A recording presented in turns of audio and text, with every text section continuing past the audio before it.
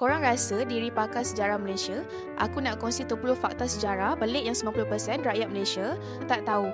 Kalau korang boleh jawab 8 dari 10 tahniah. Korang ni calon profesor sejarah. Jom test pengetahuan. Siapakah Sultan Melayu pertama yang memeluk Islam?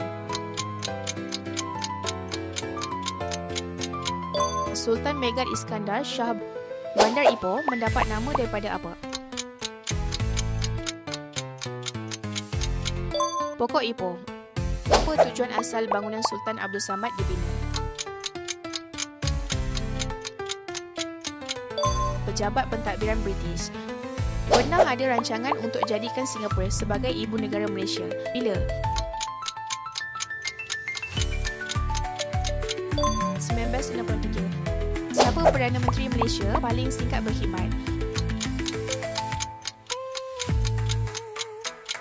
Tun Dr. Ismail. Mana satu pulau di Malaysia pernah jadi penjara British?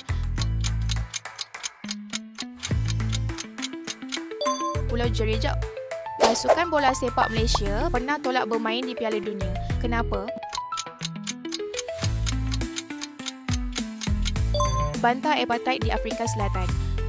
Mana satu negeri Malaysia yang pernah jadi jajahan Siam? Kedah. Siapakah bapa kemerdekaan Indonesia yang lahir di Malaysia? Hatta. Malaysia pernah hampir berperang dengan negara mana?